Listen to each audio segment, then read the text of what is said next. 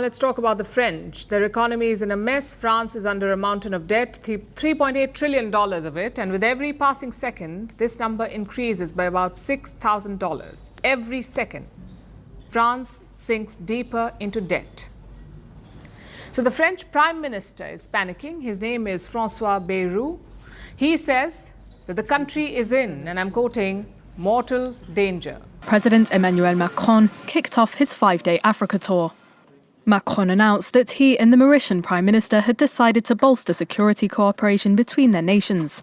But he was unable to avoid a question about the situation in Madagascar, a neighbouring island where President Ange Razoel was ousted in a coup in October following youth-led demonstrations. Razoel was evacuated by the French army, a move perceived by some Madagascans as interference by the former colonial power in the country's affairs. Finally, French President Emmanuel Macron is set to embark on a major tour across Africa. But this isn't your run-of-the-mill state visit. The world leader is aiming to spur new dynamics in a continent that still remembers French colonial rule. French-African relations are far from strong.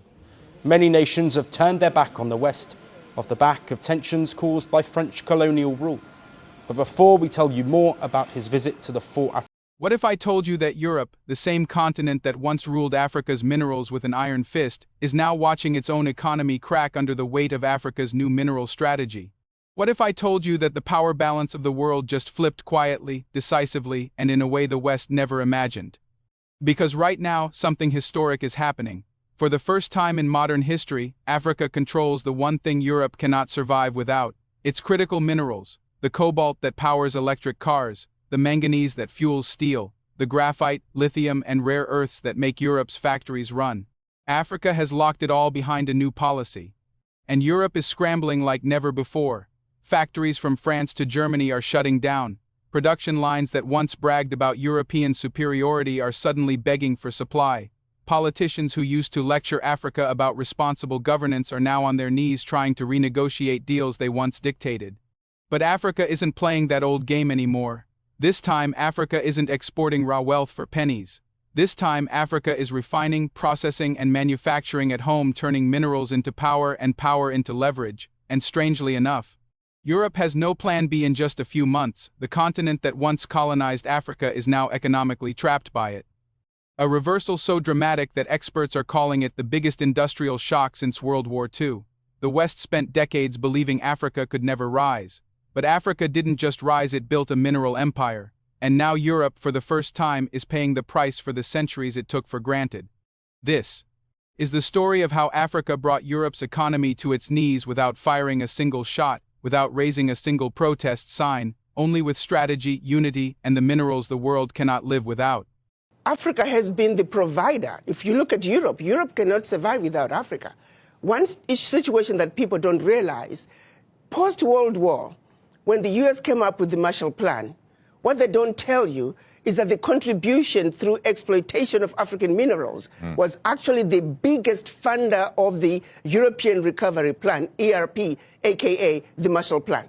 US contributed $13 billion, which is now present day $175 billion, which, by the way, the American taxpayer must be paid back. Nobody's asking for that money back. But what they don't tell you is that Africa, through exploitation of its resources by the Europeans, was actually a much, much bigger contribution to the European recovery post-World War II. It's super important to assess fairly the fact that our former model is over. And this is not a question of adjustment. This is not the same world, 2024, 2025. And on top of that, we are making the same mistakes on top of the key elements I mentioned. We are over-regulating and under-investing. So just if in the 2 to 3 years to come, if we follow our classical agenda, we will be out of the market. I have no doubt. We simply cannot wait for this storm to pass. This summer showed us that there is simply no room or no time for nostalgia. Battle lines for a new world order based on power are being drawn right now.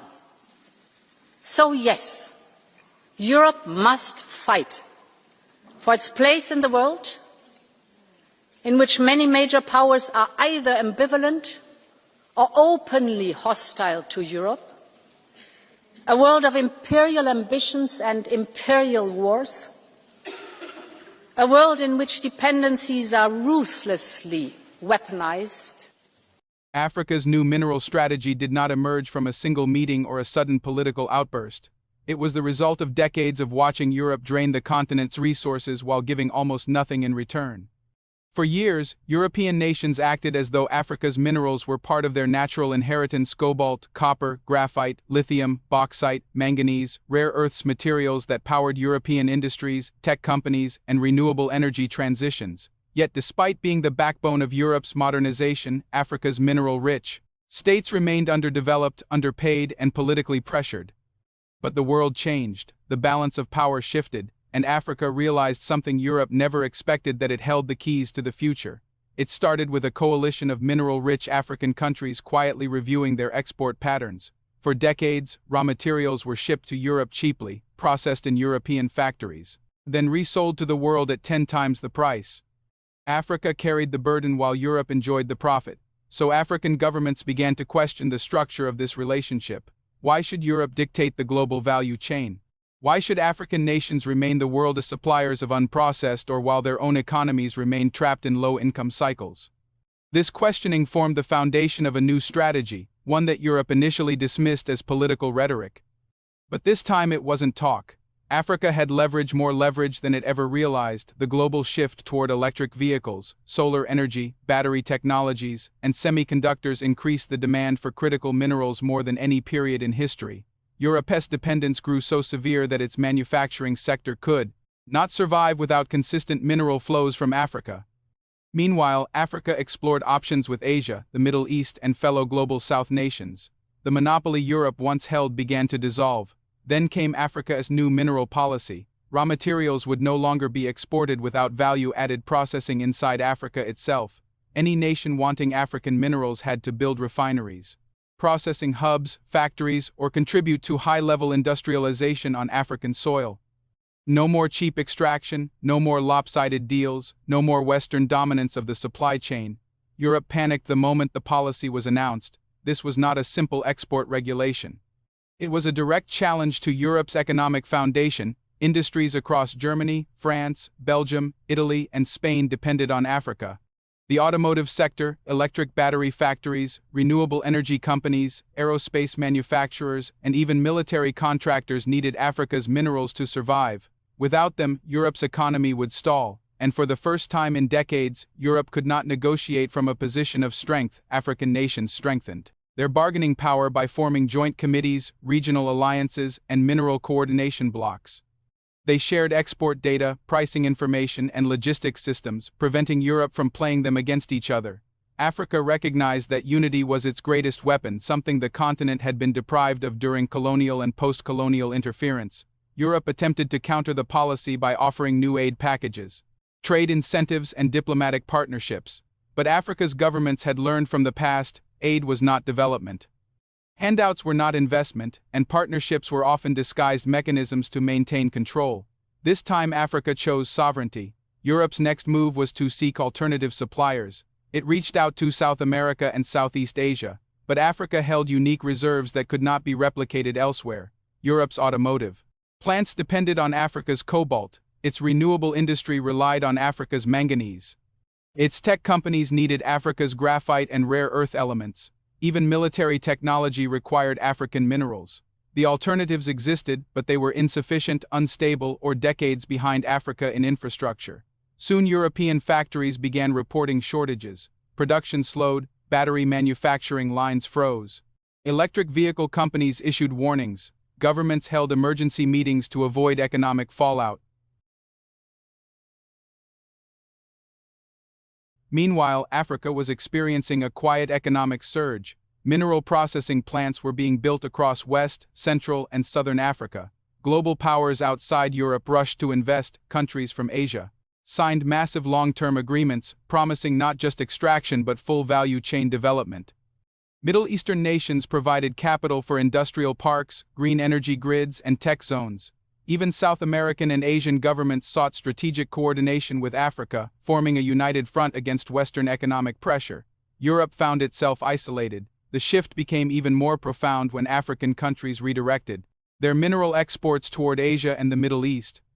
Europe, once the continent's primary customer, dropped drastically in priority. Some African governments even introduced quotas that Europe could no longer meet due to new requirements. Others halted exports altogether until Europe agreed to industrial cooperation, revenue sharing, and local beneficiation. This was the breaking point. European currency markets reacted violently. Stock markets trembled as mineral companies lost access to critical inputs. Auto giants announced delays of flagship electric vehicles. Solar panel manufacturers could no longer secure necessary materials. The economic impact spread across the continent faster than analysts predicted. In desperation, European leaders attempted to pressure Africa through diplomatic threats, media narratives, and even accusations that Africa was endangering global stability. But these tactics, once effective, no longer worked. Africa had new allies, powerful ones. Asia supported Africa's strategy openly. Middle Eastern investment flowed into Africa's industrial sector at unprecedented speed. South American nations applauded Africa for doing what they wished they had the power to do decades earlier. The world was changing, and Europe was no longer at the center. Europe realized that its dependency on Africa had been underestimated. It also realized that its economic model built on cheap extraction from the global south was collapsing in real time.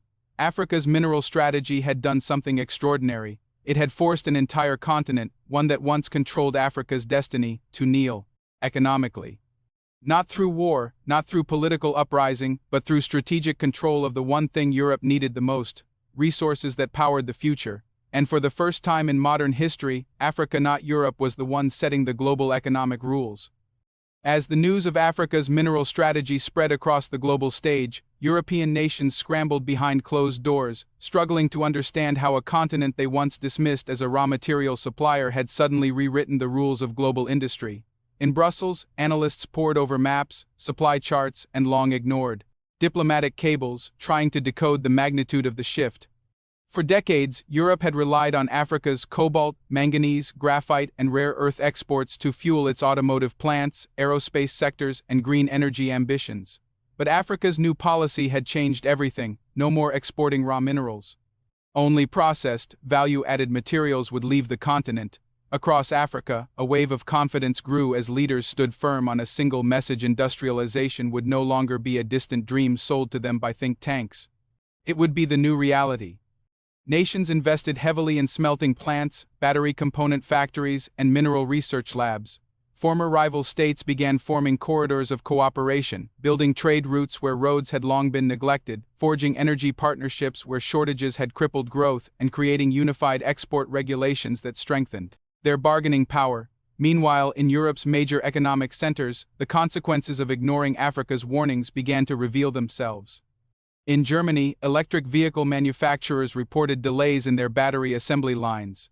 The cobalt that once arrived with predictable regularity was now tied up in Africa's new processing plants, where local engineers were refining it instead of shipping it out raw. France's aerospace industry faced similar turbulence as titanium. Shipments slowed, forcing factories to cut back on production hours. What startled Europe most was not just the policy shift, but the speed with which Africa implemented it. For years, European leaders assumed Africa lacked the technological capacity or political unity to enforce such a strategy. But Africa had been quietly preparing, forming partnerships with Asian manufacturing giants, recruiting metallurgists, mining economists, and engineers from universities across the world, and adopting digital systems to track and regulate mineral exports. Europe had been looking backward while Africa was building forward. The turning point came when Africa announced its Mineral Sovereignty Accord, a continental pact that redefined how the world gained access to its critical resources. The accord required all foreign companies operating in Africa to partner directly with African processing plants, pay higher local wages, and invest in technology transfer programs. The message was unmistakable: the era of extracting wealth without building value in Africa was over. European corporations erupted in protest. Some threatened to withdraw from Africa entirely, hoping to force a reversal of the policy. But Africa held its position. Instead of folding, African nations welcomed new partners, countries in Asia, the Middle East, and South America who were eager to invest under the new rules. What Europe interpreted as a bluff had turned out to be Africa's strongest move in a century. In Italy, factories producing solar panels voiced concerns about graphite shortages. Without the refined graphite from Africa, production lines slowed, leaving shelves empty and energy companies anxious. Spain's renewable sector felt the pressure as wind turbine manufacturers struggled to secure rare earths essential for high-performance magnets. Europe's transition to green energy, once celebrated as a beacon of progress, suddenly faced unexpected delays. Critics accused European policymakers of failing to diversify their supply chains, relying too heavily on a continent they treated more as a resource pit than a strategic partner. Economic scholars started publishing reports detailing how Europe's long history of undervaluing African partnerships had created a fragile economic dependence. Conferences were held, speeches delivered, committees assembled, but none of it changed the reality unfolding on the ground. Africa was no longer exporting poverty. It was exporting finished products. Across Africa, factory construction sites buzzed with activity. In South Africa, new battery plants were being built next to mining zones, reducing the cost and time required to transport materials. In Zambia and the Democratic Republic of Congo, joint ventures with Asian tech companies created fully functional processing hubs for cobalt, copper, and nickel. In Namibia, state-of-the-art rare earth separation plants attracted scientists from around the world. Young Africans enrolled in engineering training programs funded by continental mineral revenue, replacing decades of dependency with homegrown expertise. For the first time, global investors began describing Africa not as a high-risk region, but as a manufacturing frontier with unmatched potential. Economists noted that Africa's mineral strategy wasn't simply about tightening control. It was about reshaping global industrial flows, establishing Africa as a key player rather than a silent supplier. Europe, meanwhile, found itself grappling with difficult questions. Policymakers debated whether to renegotiate trade terms with Africa, but public pressure made the process slow. Some feared that acknowledging Africa's new industrial power would expose Europe's own vulnerabilities. Yet industries continued to sound the alarm. Automakers worried about losing market share to Asian companies that had already adapted to Africa's new policies. Aerospace firms feared long-term production gaps. Renewable energy corporations predicted missed climate targets. Behind the scenes, European unions demanded clarity. Workers feared layoffs if mineral shortages continued. Governments tried to reassure the public, promising alternative sources from South America or new mining ventures within Europe. But these efforts faced environmental challenges, political resistance, and intense local scrutiny. Mining within Europe was unpopular. Communities opposed it, environmental groups protested, and governments were hesitant to force projects through. As Europe struggled to adapt, Africa continued moving forward. The African Minerals Exchange, a new digital trading platform, began operating, allowing nations to sell refined mineral products directly to global buyers. The system reduced corruption, increased transparency, and gave African exporters unprecedented control over pricing. For decades, Africa had watched others set the value of its resources. Now Africa was determining the prices, and global markets had no choice but to follow. Trade analysts argued that Europe's economic challenges were not simply the result of Africa's new strategy, but the product of decades of imbalance. Europe had failed to invest in Africa's development in meaningful ways, focusing instead on extracting resources quickly and cheaply. Had Europe collaborated earlier, building factories, supporting training programs, forming equitable joint ventures, it might not have found itself facing such a steep climb. Yet even in the midst of economic strain, some voices in Europe began advocating for a new approach: respectful, long-term partnerships based on shared prosperity. Diplomats quietly reached out to African leaders, proposing technology cooperation, infrastructure funding, and manufacturing alliances.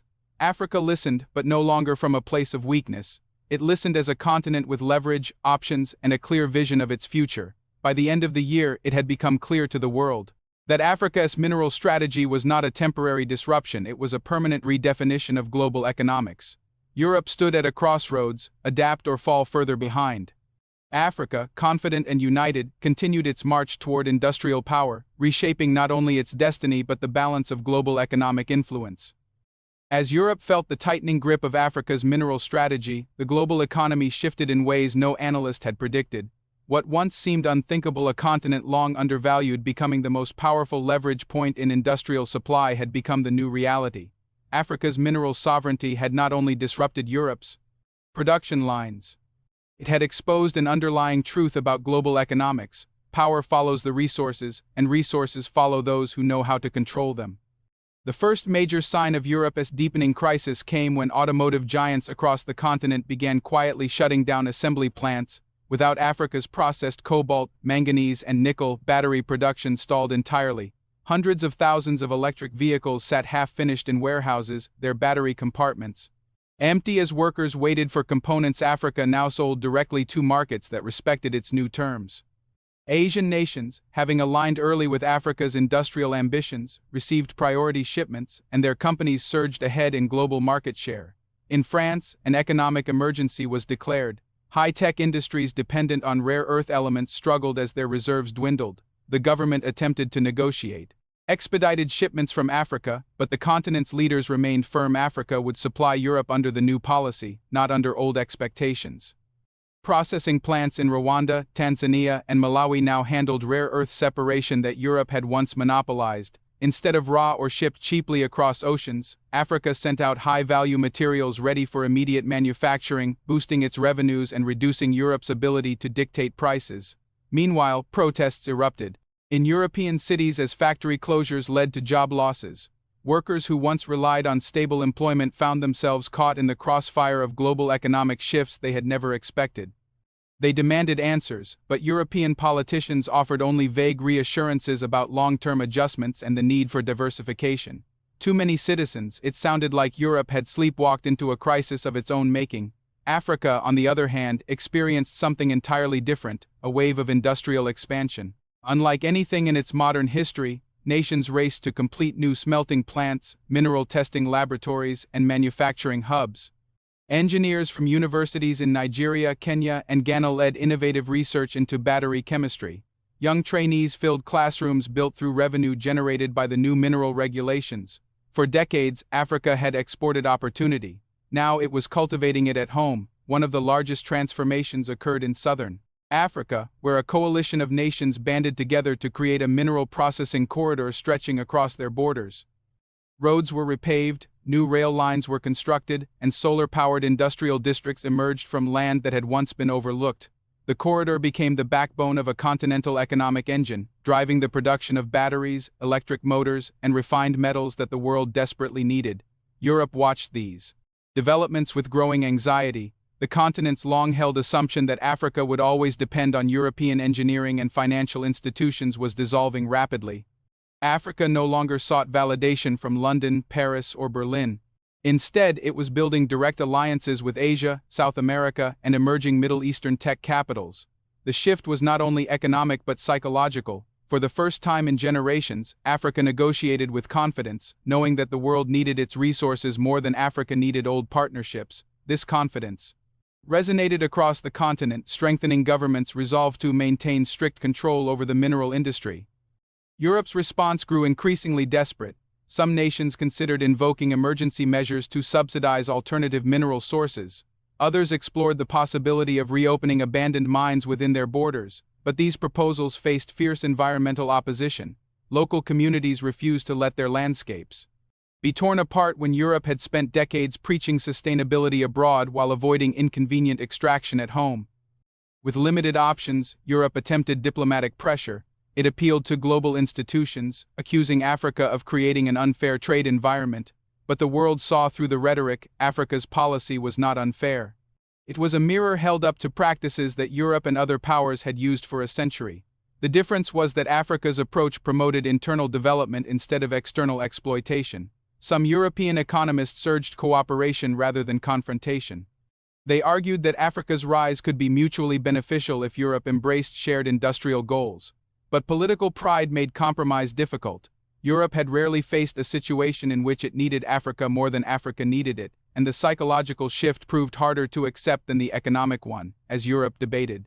Internally, Africa advanced. The African Minerals Exchange gained global influence, setting benchmark prices for refined cobalt, graphite, and rare earths. Investors called it the most transparent and efficient mineral marketplace in the world. Even skeptical analysts admitted the system reduced speculation and prevented the price manipulation that had plagued Africa for decades.